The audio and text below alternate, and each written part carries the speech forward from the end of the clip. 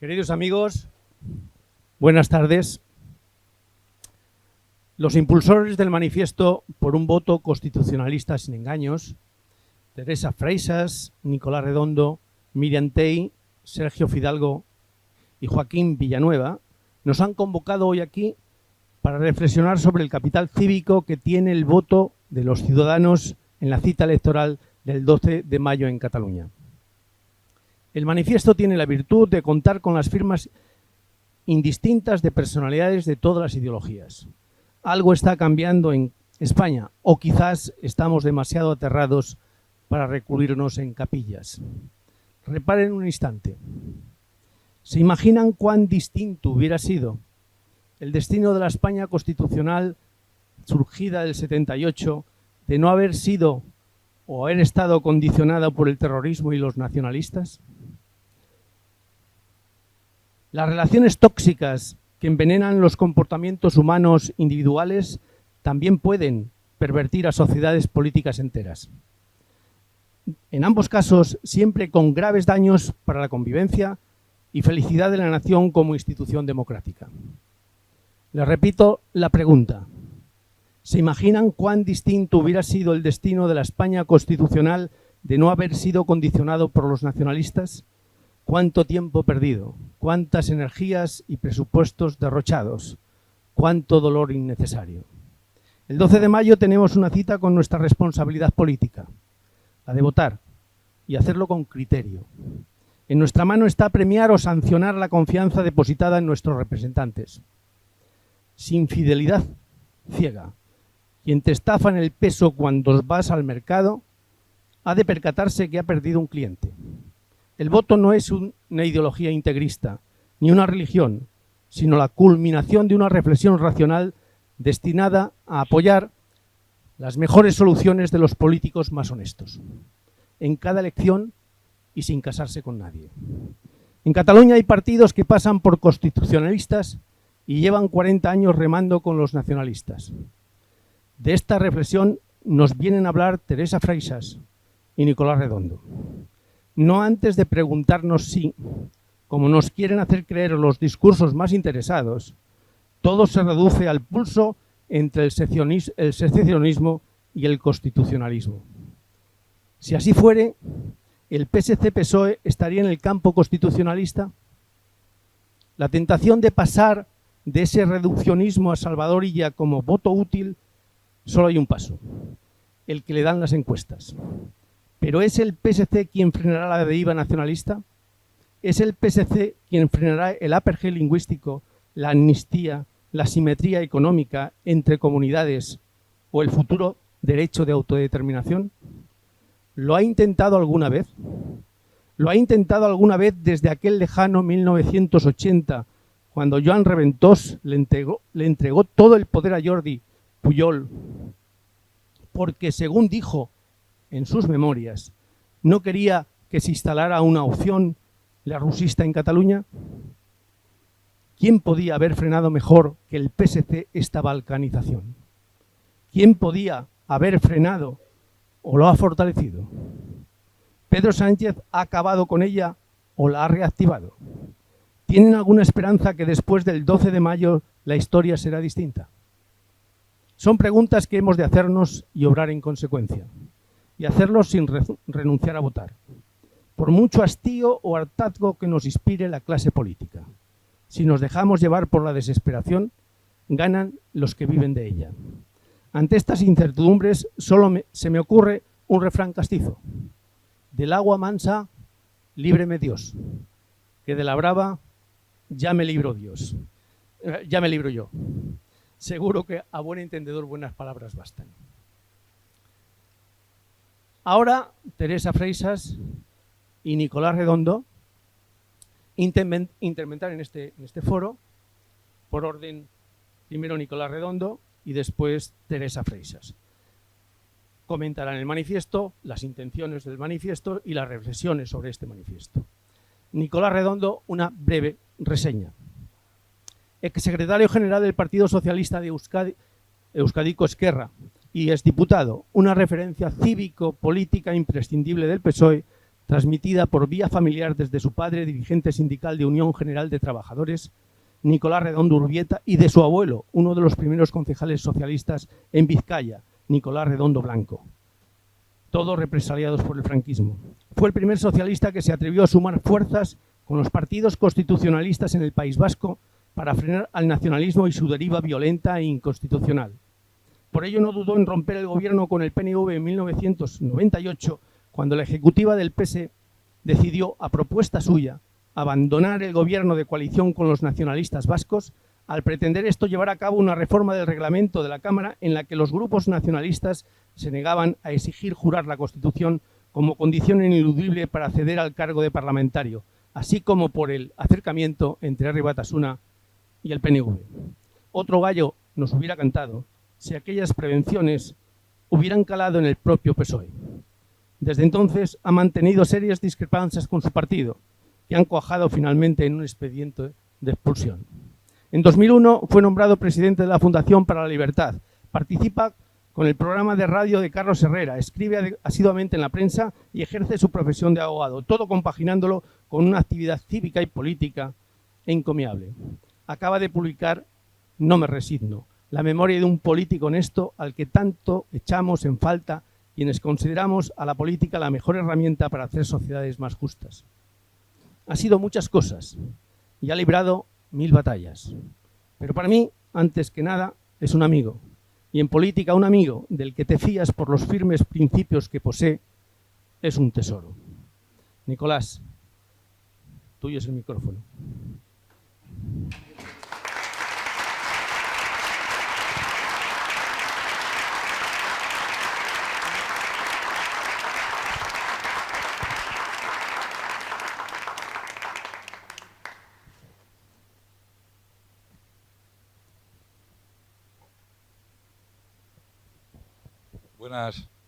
Buenas tardes, y es cierto que ahora puedo decir buenas tardes, no como otros que dicen a las 9 de la mañana buenas tardes, teniendo que decir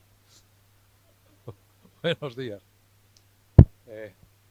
Como ven, además, yo tengo las confusiones que tienen todos los seres humanos. Vale, ahora me lo pongo, sí, todos los seres humanos. He cogido uno de mis dosieres y era justamente el contrario. Tenía que traer otro, solo tenía 2 y me he confundido de dosier. Les iba a contar la conferencia que hice el otro día en Portugal. Y no se trata de eso, porque uno se hace sus propios discursos. Buenas tardes, buenas tardes. Nosotros, Sergio, Miriam, Joaquín, Adolfo y Teresa y yo, nos propusimos hacer un manifiesto claro, contundente, determinante, que impusiera un cierto debate en la... Pues... ¿Vale? ¿No me oyes nada? Ahora me oyes. Vale.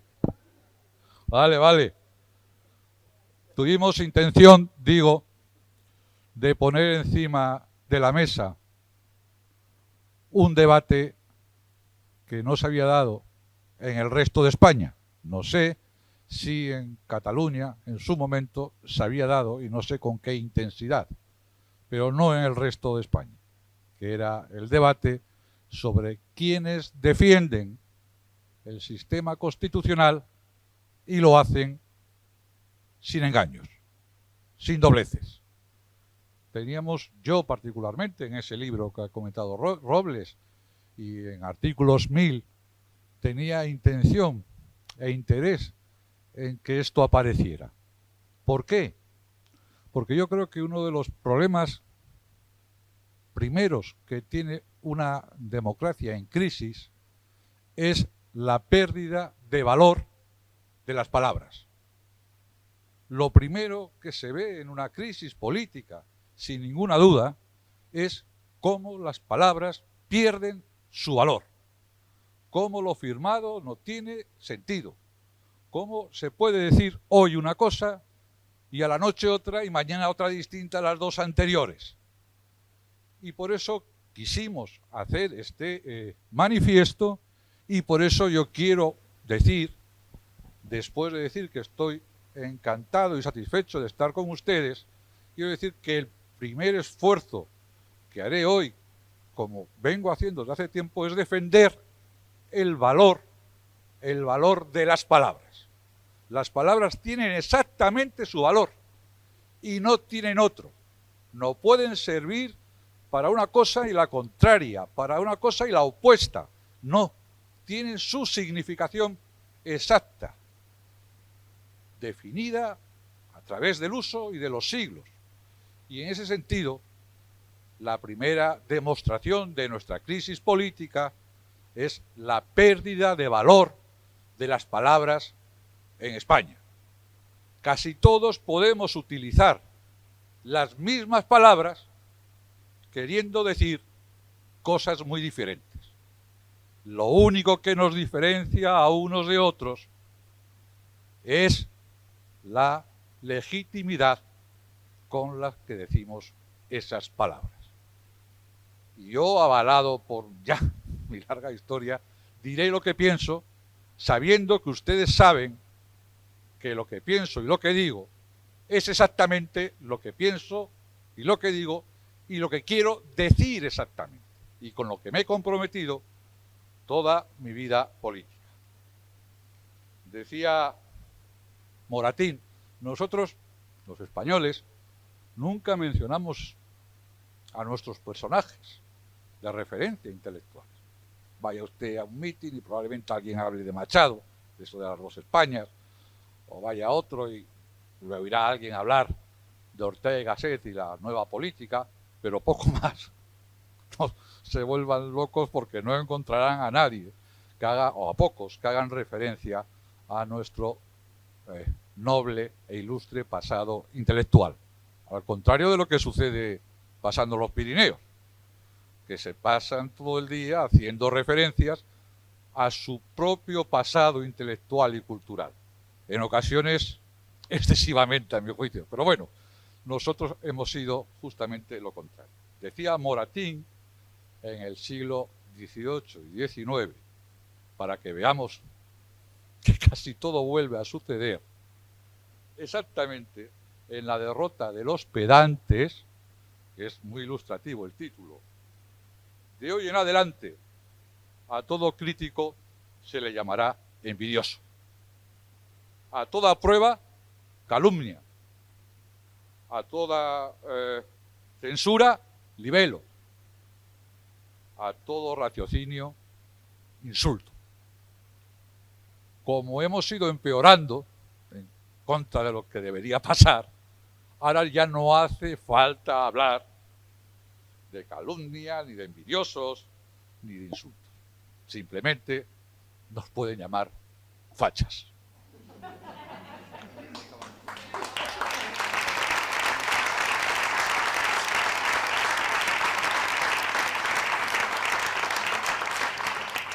Estamos aquí hoy, voluntariamente, algunos nos dijeron que no lo hiciéramos, no para pedir el voto, para pensar con ustedes. Yo estoy hoy aquí para pensar con ustedes lo que puede suceder. Y luego ustedes decidirán lo que tengan que decidir según su criterio, como bien decía Robles. Miren, están hablando de todo lo que no se debería hablar en una campaña electoral. Una campaña electoral tiene dos aspectos fundamentales. Uno, defender lo que uno ha hecho, y otro, comprometerse con lo que hará. No hay más, nada más.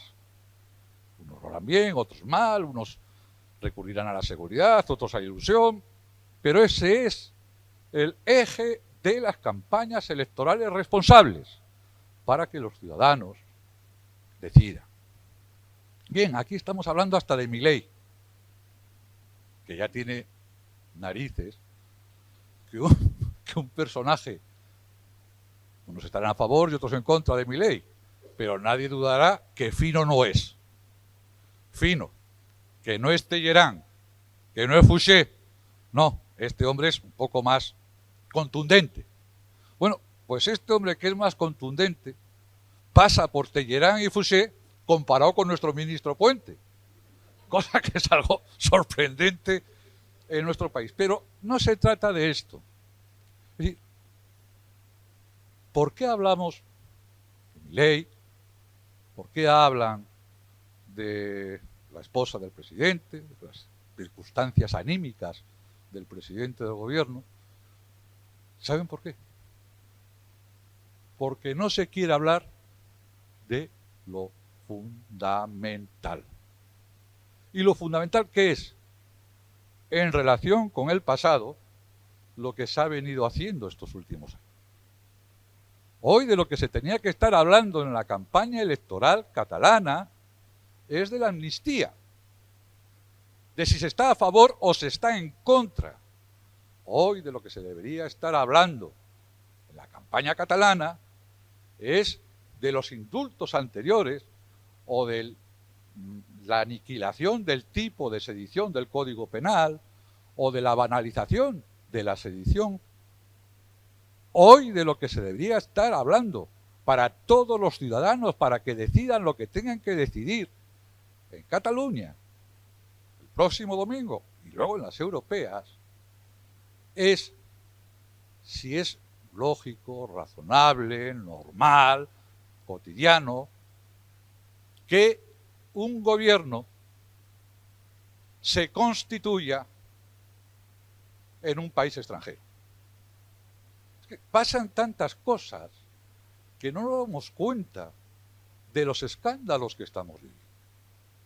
Pero hoy tenemos constituido un gobierno porque el primer partido del país, el segundo, mejor dicho, ha ido a negociar con una persona que si hoy pisara territorio español debería ser detenida. ¿Alguien de verdad se imagina que eso pudiera suceder en Francia? ¿Alguien se imagina que eso pudiera suceder en Gran Bretaña, en Alemania, en Estados Unidos? Hasta en Argentina se puede pensar alguien que pudiera suceder algo de esto, que se ha constituido un gobierno de España yendo a negociar ese gobierno y firmando unos pactos en el extranjero, en Bélgica, en Waterloo. Eso es un escándalo mayor que cualquier otro que tiene las primeras páginas de los medios de comunicación hoy. ¿Se dan cuenta de la dimensión que supone que un gobierno se constituya pactando en el extranjero con una persona que si llegara a España sería detenido? ¿Se dan cuenta qué escándalo sería que cualquier otro país admitiera que se puede seguir negociando, en este caso en Ginebra, con un relator internacional, lo que va a suceder en España? Ese es el debate que tenían que tener ustedes aquí para que los ciudadanos catalanes y luego las europeas, los españoles, pudieran decidir bien, sabiendo qué pensamos cada cual sobre lo que ha venido sucediendo últimamente. Y en relación con el futuro próximo, lo mismo. Dentro de unas semanas se va a aprobar la ley de amnistía. Se pongan como se pongan, eso lo puede explicar mucho mejor Teresa que yo. Digan lo que quieran decir. La ley de amnistía es un golpe duro a la Constitución del 78. No es una figura constitucional. Y lo es menos cuando sabemos que no es por la concordia, por el acuerdo. Esa fue la amnistía anterior, la del 77. Esta es 7 votos. Lo que antes del 23 de julio era inconstitucional, hoy es constitucional. Lo que antes del 23 de julio era negativo y rechazable, hoy es lo mejor. Solo ha habido un cambio, la necesidad de los 7 votos para formar gobierno. Eso es de lo que deberían hablar. Como deberían hablar también, cara al futuro, de lo que suponen las próximas elecciones autonómicas catalanas. No se vota solo el gobierno de la Comunidad Autonómica de Barcelona, de Cataluña, no. El resultado de las elecciones catalanas va a tener una influencia determinante en la política española. Yo no les digo, como les he dicho anteriormente, a quién tienen que votar. Lo que les digo es que el voto que depositen, sepan que no es para elegir solo el gobierno de la Generalitat, que tendrá influencia determinante, y no creo que positiva, en el futuro de nuestro país. Y yo estoy aquí con ustedes, además de estar contento, satisfecho y feliz por estar justamente con ustedes y no con otros, porque quiero defender la herencia de nuestros padres, la herencia del 78 y de la transición y la Constitución española, y tanto la amnistía como lo que pueda suceder después son un ataque frontal a ese espíritu de concordia del 78-77. Según lo que ustedes decidan libremente, estaremos más o menos cerca, a ver a quién le cabe duda, de la autodeterminación. No les quepa ninguna duda. Hoy no habla nadie de ello en la campaña electoral. Están hablando de otras cosas. Pero según cómo salgan los resultados y según lo que suceda próximamente en España, la posibilidad de un referéndum en Cataluña es más o menos grande, es más o menos sólida, sin duda. Por lo tanto, el voto no es solo el voto de del Parlamento al Parlamento catalán o a la Generalitat. Es algo más trascendente. Yo les decía a ustedes que estoy aquí con ustedes contento porque soy un socialista, con otra gente que no lo es, moderado, razonable, reformista e institucional, que es lo que fueron mis antepasados cuando colaboraron con la Unión de Centro Democrático y otros partidos para dar el salto de la transición española.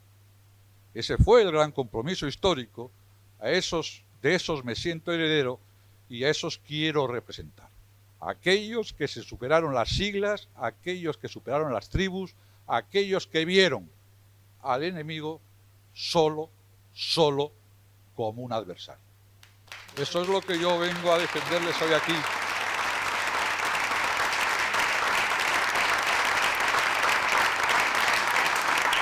Porque siento que ese partido del que sin testamento soy heredero, coprotagonizó con otros partidos, no exclusivamente como piensan algunos y como dicen algunos, con otros partidos y con toda la sociedad española, el mejor momento de nuestra historia moderna.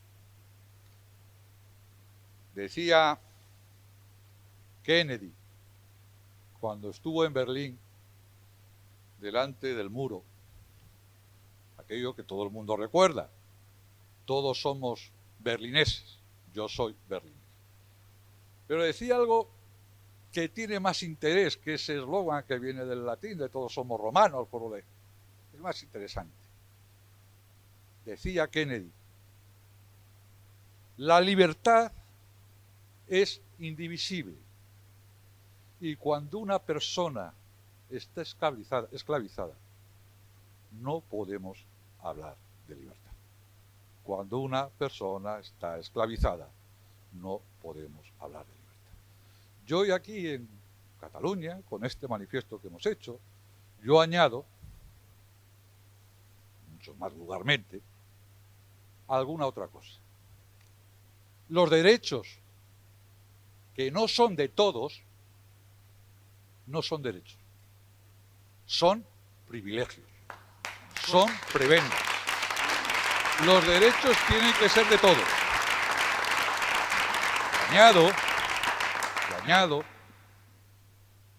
que todos los derechos identitarios juntos, todos juntos, los que se quieran imaginar ustedes, no pueden ofender mínimamente el derecho individual de una persona a enseñar a sus hijos en el idioma que considere, a poder acceder al trabajo según las circunstancias que marque para todos la Constitución y las leyes.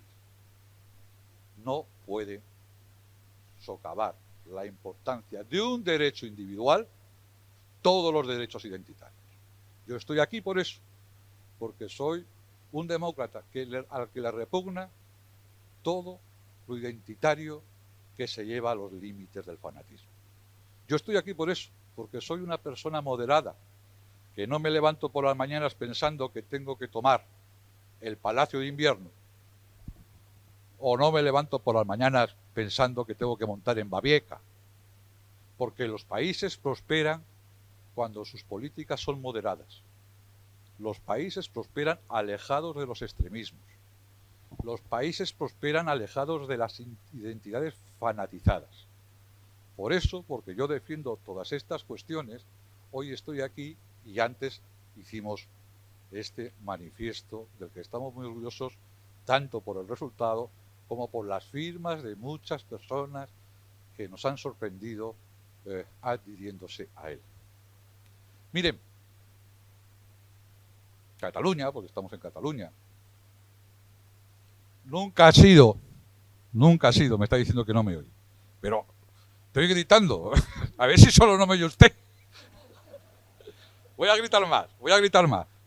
Cataluña ha sido solo sujeto protagonista de la historia a través de España.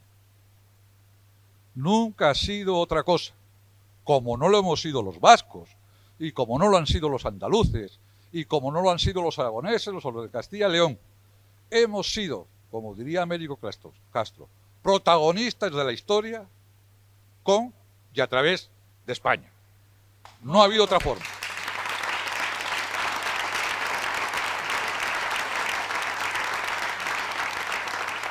Y eso yo también vengo a defender sin ningún matiz, sin ninguna tontería, sin ningún subterfugio, sin ninguna literatura barata. Y también les quiero decir, los independentistas no van a conseguir sus objetivos, porque no los han conseguido en la historia y no los van a conseguir en el futuro. Pero en la historia sí han conseguido,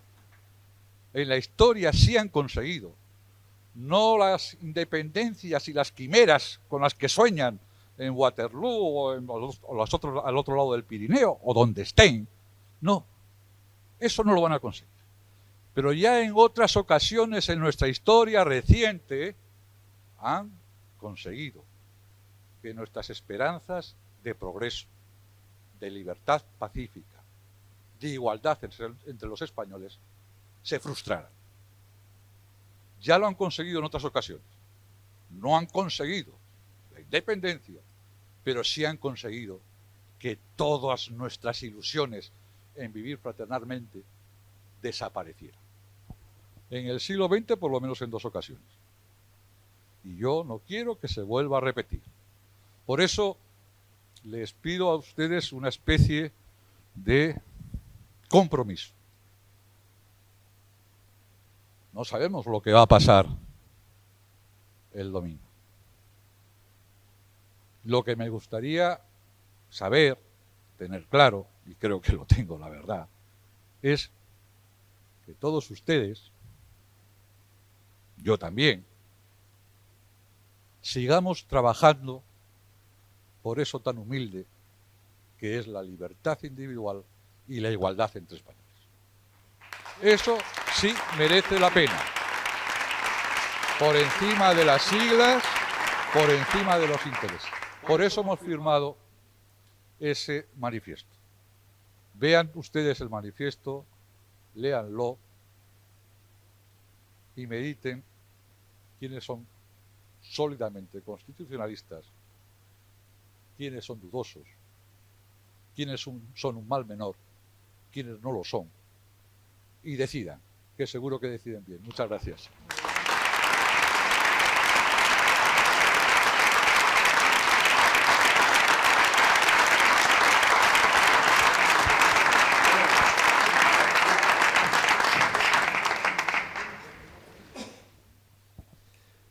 Bueno, a continuación, Teresa Freixas tomará la palabra. Haré una mínima referencia a sus atribuciones. Ella es una referencia imprescindible tanto en el derecho constitucional español como en el europeo. Catedrática de Derecho Constitucional y catedrática Jean Manet ad personam, vicepresidenta de la Real Academia Europea de Doctores, doctora honoris causa por la Universidad de Las Palmas de Gran Canaria, experta del programa de asistencia jurídica para los países del Este del Consejo de Europa, colabora en la formación de jueces y periodistas en la transición a la democracia. En el marco de la Unión Europea ha participado en la elaboración del Tratado de Ámsterdam, la Carta de los Derechos Fundamentales, la Constitución Europea y el Tratado de Lisboa. Ha intervenido activamente en la Conferencia sobre el Futuro de Europa.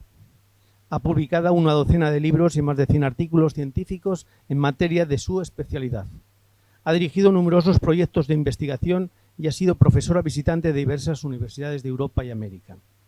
Forma parte del jurado de los Premios Príncipe de Asturias en Ciencias Sociales, así como del Premio Europeo Carlos V. Preside el patronato de la Fundación Cultura Libre y la organización internacional Citizen Pro Europa. Es miembro del patronato del Instituto Hermes, Derechos de Ciudadanía Digital, así como del Consejo de Honor de Gender 5+. Medalla Narcís Monturiol en 2009 y European Woman 2004 en España. En 2020 le fue otorgado el primer Premio Nacional de Muñoz Torrero, a los valores democráticos y constitucionales. En 2021 recibió el Premio Otto de Habsburgo por su trayectoria europea. Recientemente ha sido galardonada con el Premio Libertad 1812 y el Premio de la Academia de Ciencias Sociales y Humanidades de Castilla-La Mancha, sección de jurisprudencia. Y les aseguro que ella no es ministra. Ahí lo dejo. Teresa.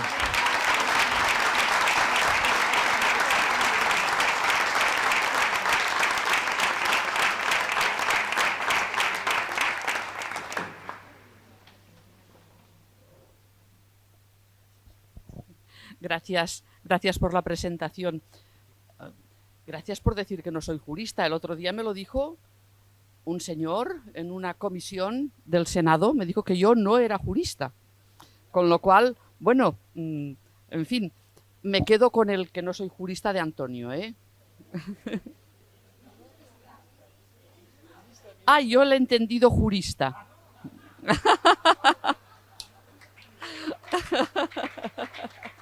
Teresa, me has maltratado el chiste. Bien.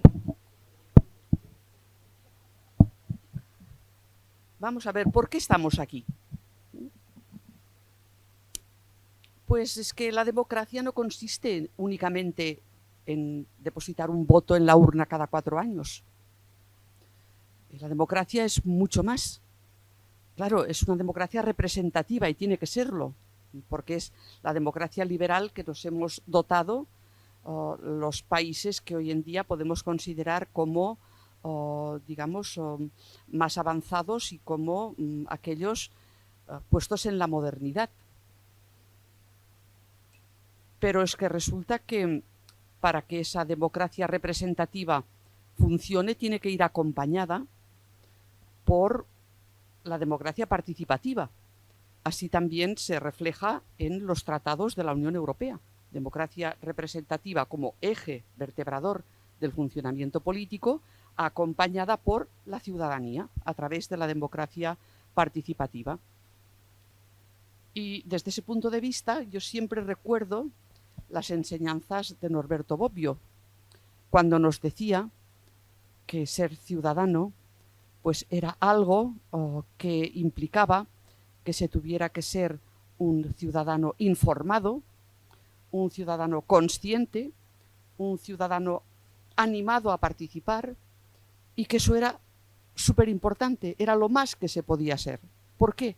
Pues porque el ciudadano, con su voto, libre, informado y consciente, es el que conforma las instituciones que después nos tienen que regir a todos.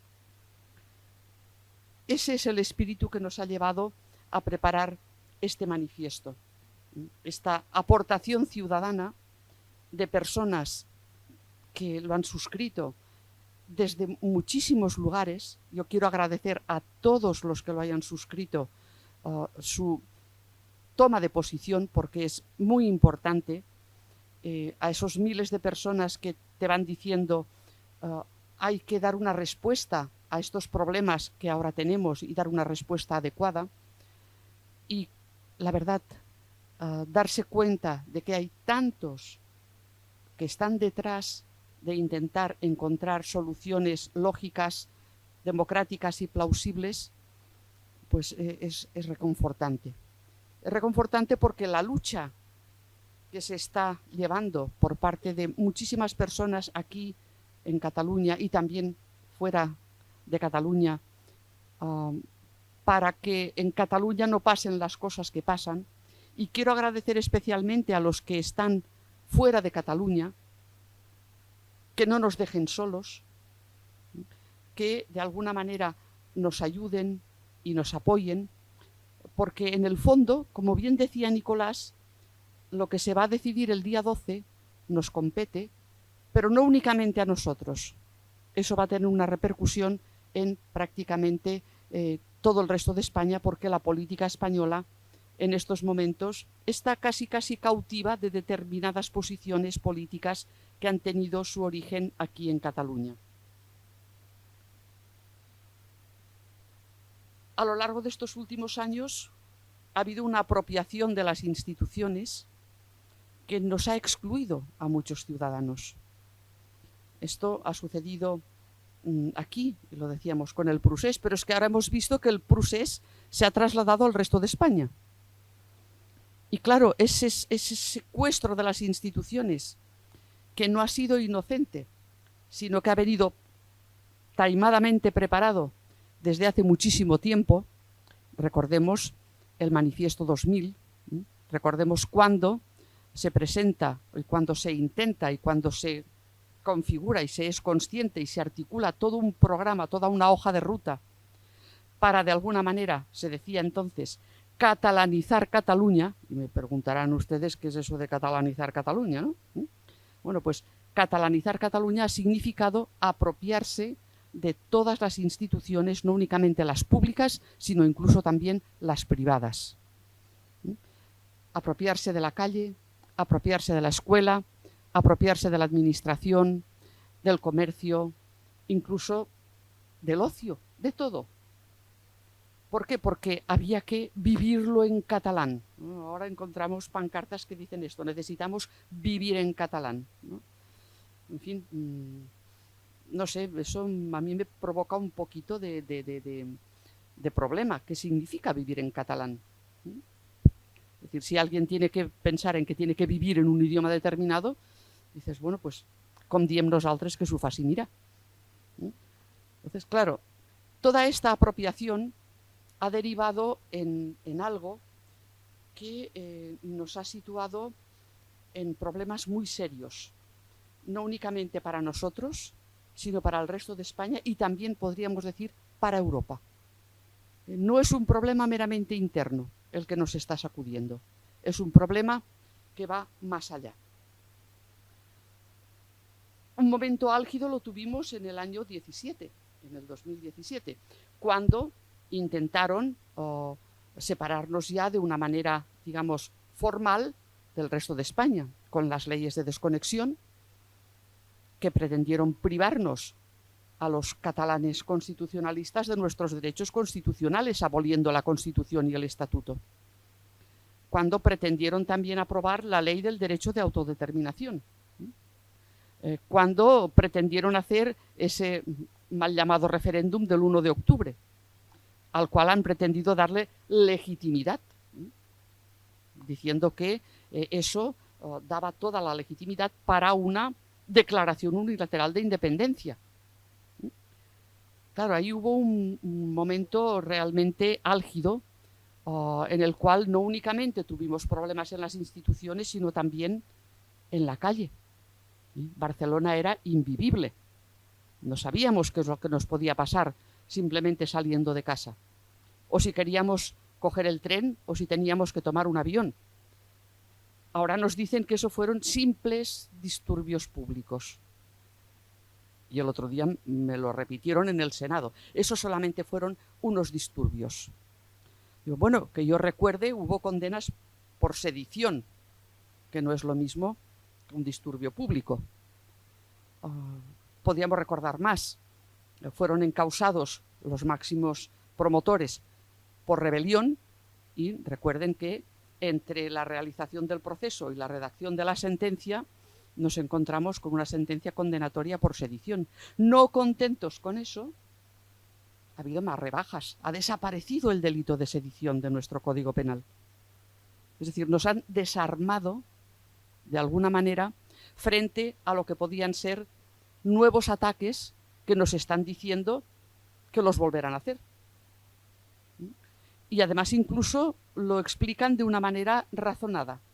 Dicen que ahora conocen mucho mejor lo que es el Estado español y que por lo tanto están con más armas para poder sobrepasar lo que desde el Estado se pudiera intentar contener. Ha habido un cambio sustancial, y este es uno de los porqués de este manifiesto, de aquello que pasó en el 17-18, es decir, en el punto álgido del proceso y ahora.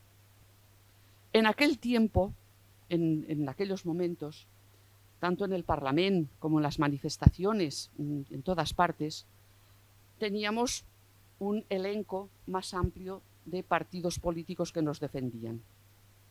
Porque el Partido Socialista estuvo con nosotros en aquellos momentos. Y en el Parlamento defendió lo que tenía que defender. Y en la calle también lo defendió.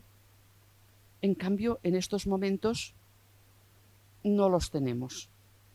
En estos momentos, bueno, pues nos consideran, Nicolás, fachas, la fachosfera. Nos consideran así. ¿Qué es lo que ha cambiado? Ya lo ha explicado Nicolás. Necesitaron 7 votos para poder hacer una investidura y eso pues originó que hubiera unos pactos, unos acuerdos en los cuales quedaron de alguna manera eliminadas aquellas políticas transversales y comunes que podíamos tener y que hoy en día pues han desaparecido. Lastimosamente hemos visto también cómo esto ha tenido su traslado incluso a nuestra representación política en el Parlamento Europeo, desde donde habíamos venido trabajando conjuntamente siempre con socialistas, liberales, populares, y hoy en día los socialistas se nos han evaporado. Se nos han evaporado. Entonces, esto aquí implica algo. Implica que hay que ser muy conscientes de este cambio en la política de un partido con el cual habíamos hecho la transición, hecho la Constitución, el primer desarrollo constitucional. Podíamos estar de acuerdo o no con él en determinadas cosas, pero era uno de los ejes de nuestro sistema constitucional y hoy en día no lo es. Hoy en día se ha, entre comillas, decimos a veces, podemizado. Es decir, no sabemos quién es más podemita ya, si los originarios o la fotocopia. Porque se hace difícil a veces averiguar hasta qué punto es una política de conveniencia o realmente es una política sentida. Se hace difícil. Por eso, en el manifiesto, lo que decimos es que queremos un voto constitucionalista sin engaño. Que no nos mientan, como hicieron con las elecciones generales pasadas, en las cuales el candidato que hoy es el candidato del Partido Socialista aquí en Cataluña a ser presidente de la Generalitat, nos repitió hasta la saciedad, y eso lo tenemos grabado, fotografiado, publicado 1000 veces, no a la amnistía y no a la autodeterminación. El no a la amnistía se ha transformado en un sí a la amnistía como elemento de conciliación en Cataluña. Bueno, es que es muy difícil asimilar este cambio, ¿eh? Entonces, yo tendría graves problemas psicológicos si tuviera que hacerlo. Sería una cosa tremenda, porque una de dos, o sí a la amnistía antes o no a la amnistía ahora. Pero que por la formación de un gobierno que ya estamos viendo las dificultades que tiene para gobernar, para legislar y para todo, es decir, un gobierno que no se sostiene como tal gobierno, hayamos tenido que tragar con que la amnistía va a ser un instrumento de pacificación en Cataluña, pues el cambio es sustancialmente grave. Y es sustancialmente grave porque no se trata de cualquier cosa. No es una política concreta, pequeña, que no tenga importancia. Eso significa un torpedo en la línea de flotación del paquebote constitucional y del paquebote europeo. ¿Sí? Es un torpedo, un verdadero torpedo. Y es un verdadero torpedo porque, primero, se me hace difícil poder admitir que la Constitución acoge, sin ningún tipo de problema, una ley de amnistía, cuando en la Constituyente directamente se decidió que no se la iba a incluir, y se decidió por un motivo concreto, porque en paralelo se estaba aprobando la ley de amnistía del año 77, que esa sí que fue una ley, digamos, de reconciliación. Y esa ley nos ayudó a hacer el tránsito de la dictadura a la democracia. En cambio, esta amnistía de ahora, uno no le encuentra ese sentido. No estamos transitando de la dictadura a la democracia. Ojalá no transitemos de la democracia a algo que se parezca a la dictadura.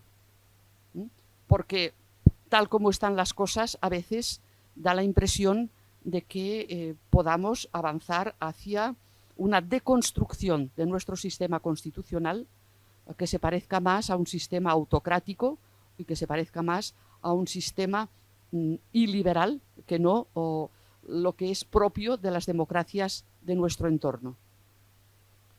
Entonces, se me hace muy difícil poder admitir que la amnistía entra sin problemas dentro de la Constitución. Pero es que además de eso, cuando uno se pone a ver su contenido, resulta que en el fondo se trata de una autoamnistía, porque interviene en su redacción y en su composición, incluso en su condicionamiento de la política, buena parte de los que van a ser amnistiados. Con lo cual no se trata de una amnistía, eso es otra cosa. Y una autoamnistía es algo que no encaja en el concepto institucional de la amnistía. ¿Cómo puede darse por bueno que quienes quieran ser amnistiados sean los que redacten la ley? Bueno, eso, en fin, en el fondo es casi un chantaje, no es otra cosa. Por otra parte, en esta ley de amnistía, como ha dicho muy bien la Comisión de Venecia, fallan muchos elementos formales y muchos elementos materiales. Lo que hemos discutido tantas veces, se adopta o se pretende adoptar por un procedimiento que carece de las garantías suficientes, procedimiento de urgencia que se fuerza pero que al final no sale, utilizando la proposición de ley en vez del proyecto de ley y así de paso obviamos los informes técnicos que serían necesarios. Esto no encaja con lo que tiene que ser en un ordenamiento democrático una ley de trascendencia constitucional, que la Comisión de Venecia recuerda además que ha de ser adoptada siempre no por exiguas mayorías, sino por amplias mayorías, con gran consenso, incluyendo en el consenso a la oposición. Y esto la Comisión de Venecia se lo ha dicho a Croacia y se lo ha dicho a Montenegro. Y nos lo ha dicho a nosotros, porque en su dictamen ha llegado a decir, oiga, miren, es que hay tantas dudas sobre la constitucionalidad de esta norma que sería bueno que antes de adoptarla hicieran, en el lenguaje de la Comisión de Venecia, una enmienda constitucional, es decir, reformaran ustedes primero la Constitución. Bueno, Y si entramos en el contenido, que no lo voy a hacer porque si no me extiendo demasiado por ahí, podríamos llegar a conclusiones también parecidas que nos llevan a determinar que aquello que se denominan por parte de la Comisión Europea los criterios de verificación del Estado de Derecho, porque la Comisión Europea cada año realiza un informe sobre el Estado de Derecho en los Estados miembros y en la propia Unión Europea, pues sigue unos criterios de verificación que están publicados, se adoptaron en el año 16 y luego se ratificaron en el 17. Y bueno, es que se nos caen los palos del sombrajo, porque resulta que muchos de estos criterios de verificación hoy en día están puestos en entredicho. El primero de todos, el de la primacía de la Constitución y de la ley. Estamos hartos de oír que la ley no puede constreñir a la democracia, que la democracia está por encima de la ley. Esto no es así. Esto no es así en ningún país democrático actual. Es decir, la democracia está sujeta a leyes, el gobernante está sujeto a leyes, porque no puede ser de otra manera. Y esa sujeción a la ley es uno de los principios fundamentales que existen. Al mismo tiempo también, para la verificación de estos indicadores, se examina qué sucede con el Poder Judicial. ¿Qué sucede con el Poder Judicial en España? ¿Cómo puede entenderse que estén tan preocupados los jueces, las asociaciones judiciales y los órganos del Poder Judicial por las presiones a las que algunos pretenden someterlos? Seguramente no conocen lo que es el Poder Judicial. Digo que seguramente no conocen lo que es el Poder Judicial porque la inmensa mayoría de los jueces se creen lo que son. Y son los aplicadores de la ley. Y no puede ser que nos digan que hay que desjudicializar para devolver a la política lo que no debió de salir de ella. Cada vez que se cometen delitos, los jueces actúan y actuarán, porque es su función dentro de un Estado de Derecho.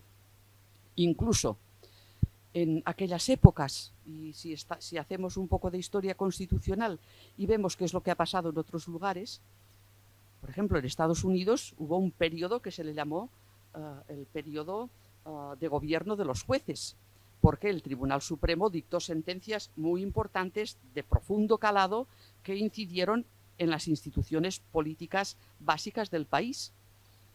Y cuando uno estudia ese periodo y ve qué es lo que sucedió, se da cuenta de que efectivamente los jueces intervinieron mucho, pero que intervinieron tanto más cuanto más inútiles fueron los políticos. Con lo cual se cumplió aquel principio básico del Estado de Derecho, que es la sujeción del gobernante a la ley. Cuando en Estados Unidos Kennedy llamó a que la milicia interviniera para garantizar la no discriminación racial, la milicia intervino. ¿Por qué? Pues porque eso es básico en un Estado de Derecho. Es decir, los derechos se han de salvaguardar, los gobernantes tienen que salvaguardar esos derechos y, en el caso de que fallen, tenemos el recurso siempre, afortunadamente, al Poder Judicial. Yo siempre digo que menos mal que en la época más álgida del proceso tuvimos, aparte de a la sociedad movilizada como podía, tuvimos a los jueces y tuvimos al rey. Porque sin los jueces dictando sus sentencias, el Tribunal Constitucional entonces todavía no estaba colonizado, y si el rey el día 3 de octubre no llega a hacer el discurso que hizo, difícilmente nos hubiéramos podido rearmar para hacer frente a todo aquello que nos estaba en aquellos momentos atenazando. Claro, todo esto pues nos lleva a plantearnos que cuando votemos no nos fiemos solo de las palabras. Hay un dicho que, aunque es bíblico, a mí me gusta recordarlo, y es que por sus hechos los conoceréis. Fijémonos en lo que se ha hecho. ¿Quién ha hecho qué? Es decir, ¿quién ha hecho qué? Y por lo tanto, cuando votemos, tengamos en cuenta de que si queremos un voto constitucionalista que nos ayude a salir de este marasmo, de esta decadencia en la que estamos sujetos, pues que pensemos que si votamos al partido que estuvo con nosotros pero nos abandonó, y me refiero al PSC, pues este voto va a ser un regalo a los partidos secesionistas para que luego ellos hagan lo que quieran.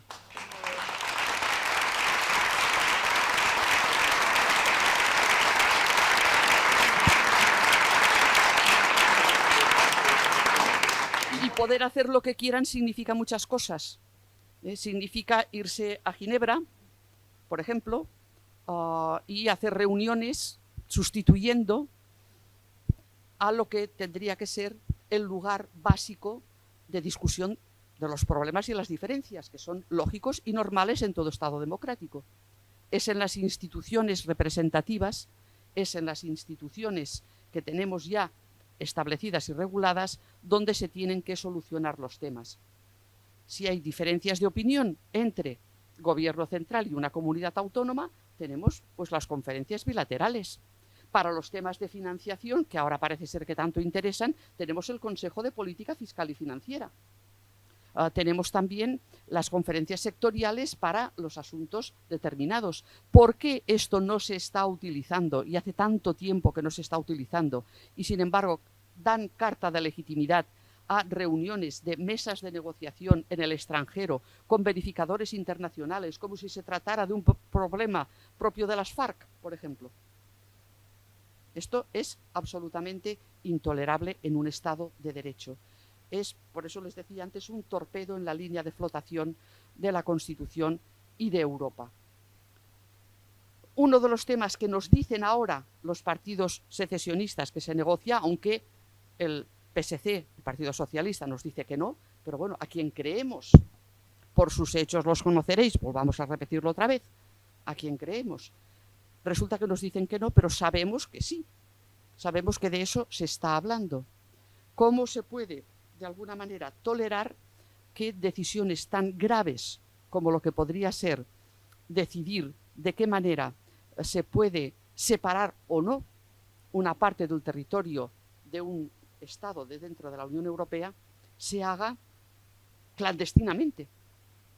Porque son negociaciones totalmente clandestinas las que se están llevando a cabo. Y eso no va contra la Constitución únicamente, va también contra el derecho de la Unión Europea, que obliga, por los tratados, a que todos los Estados respeten la integridad territorial de sus Estados miembros. Y además hay una resolución del Parlamento Europeo en la que se explicita que no se puede llevar a cabo ningún tipo de autodeterminación dentro del territorio de la Unión Europea.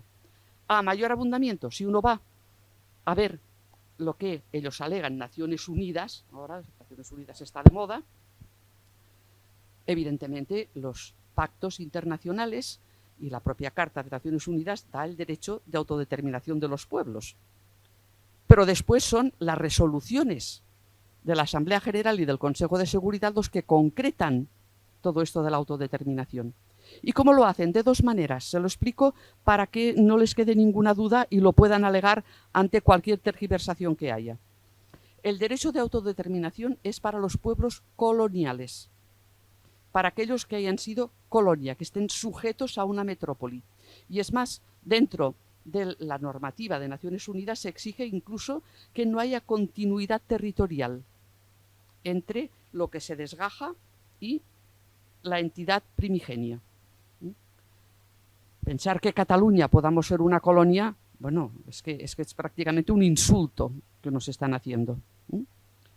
Y después hay otra modalidad que es la del derecho de secesión, que está pensado para comunidades sojuzgadas, es decir, para cuando dentro de un Estado hay un grupo poblacional al cual se le niegan los derechos, que no tiene representación en las instituciones, que no tiene mecanismos de defensa de sus derechos fundamentales. Pueblo sojuzgado se le llama. ¿Los catalanes, pueblo sojuzgado? Yo podría decir que sí, pero no por España, sino por nuestro propio gobierno de la Generalitat, que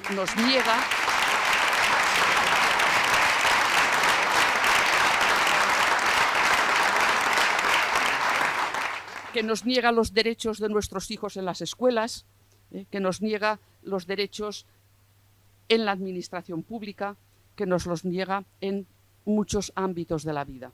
Entonces, no estamos en el ámbito de la posibilidad de poder realizar, conforme al derecho internacional, un derecho de autodeterminación o de secesión. Pues esto es lo que parece ser que quieren ir negociando. Quizás un poco por etapas, quizás subrepticiamente. A lo mejor, como ha dicho antes Nicolás, nos quieren engañar con las palabras y nos dicen que no es un referéndum, sino que será una consulta. Y entonces ya veremos qué tipo de valor le querrán dar a esa cosa. Y vuelta a empezar otra vez. Siempre estamos absolutamente con lo mismo. ¿Cómo podemos salir de ahí? Hay que volver al consenso del 78. Hay que ser conscientes de lo que tuvimos. Yo siempre digo, si salimos de la dictadura, ¿cómo no vamos a salir de esto? Es decir, es absolutamente evidente que podremos salir de ello. Lo que hace falta es que queramos realmente hacerlo. Y que ese miedo que se ha instaurado en muchos sectores, y lo reconocemos también en el manifiesto, que callan porque claro, está en juego a veces su puesto de trabajo, o puede estar en juego su posición social o en su entorno. Entonces hay miedo a veces a pronunciarse. Muchas personas están de acuerdo con nosotros. Algunos me llamaban y me decían, quisiéramos venir, pero es que no queremos destacarnos porque eso puede ser un problema para nosotros. Esto no es una democracia, oiga. En una democracia todo el mundo tiene que poder expresar lo que realmente quiere expresar. Y no puede haber una represión por la libertad de decir lo que uno quiera siempre que se haga dentro de los límites normales de la libertad de expresión, porque tampoco todo vale, ojo. Entonces, desde ese punto de vista, como este voto va a ser muy decisivo, pensemos también en cómo van a utilizar el voto los partidos políticos desde el siguiente punto de vista. Nos ha dicho el presidente del gobierno que va a acometer un montón de reformas. No nos dice cuáles. Ahora, hoy he leído que lo hará después de las elecciones europeas, por etapas. A ver si así, de esta manera, más suavemente, lo vamos introduciendo. Nos están confundiendo a veces con interpretación y reforma de la Constitución, que son dos cosas diferentes. Claro que hay que reformar cosas, ¿cómo no? Pero una cosa es reformar una Constitución y otra cosa es dinamitarla. Y dinamitarla se puede hacer de un bombazo o se puede hacer poquito a poco. Ahora estamos dentro de esas fases en las que en los politólogos, sobre todo los estadounidenses que lo tienen muy bien estudiado, llaman los golpes de estado líquidos, la deconstrucción constitucional. Estamos en esta fase. Hemos de tener mucho cuidado, hemos de poner una gran atención a todo lo que nos propongan, porque es evidente que tenemos que pensar en el desarrollo de nuestra Constitución, ver todo lo positivo que ha habido en ella, analizar también aquellos puntos en los que veamos que realmente haría falta lo que los italianos llaman un aggiornamento. Eso es normal, absolutamente normal, pero para que eso se pueda realizar, esa política que ahora está de moda de la confrontación, del insulto, de la tergiversación y de la confusión, tiene que terminar. Tenemos que ser capaces de hacer que esto termine. Y esto se tiene que poder hacer por parte de los políticos con el apoyo que aquí ofrecemos de la sociedad civil. La sociedad civil, tal como nos dijo Jean Monnet cuando pensó en la construcción europea, decía, no se trata de coaligar estados, se trata de unir personas. Hay que unir a todas las personas que queramos que esto cambie, a unir a todas las personas que queramos ejercitar un voto consciente, libre, informado y que sirva para algo correcto, y necesitamos pues que todo esto vaya más allá incluso de esta sala. Que eso lo transmitamos, que seamos capaces de hacer que muchos más pues entren dentro de esta línea, porque únicamente si desde la sociedad civil ayudamos a que la política vaya por otras vías y recuperemos esa concordia y ese consenso que teníamos establecido, únicamente de esa manera lo podremos hacer. Así que muchas gracias por estar aquí, lo agradezco de todo corazón. Me parece extraordinario reunir a esta cantidad de personas con esa cualidad que se reconoce en todos y cada uno de ellos, y les animo a todos a que extiendan el espíritu de este manifiesto para conseguir una Cataluña mejor, una España mejor, una Europa mejor. Muchas gracias.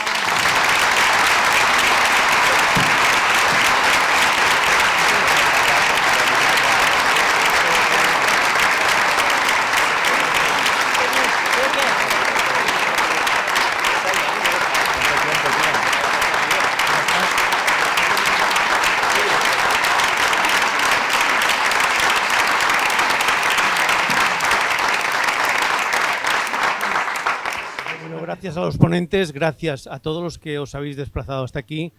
Cerramos el acto ya, porque ya es muy tarde, y esperemos que el manifiesto siga corriendo, se siga firmando y lleguemos a influir en más gente para que estas ideas se puedan propagar y tener sentido en la sociedad en que vivimos. Gracias.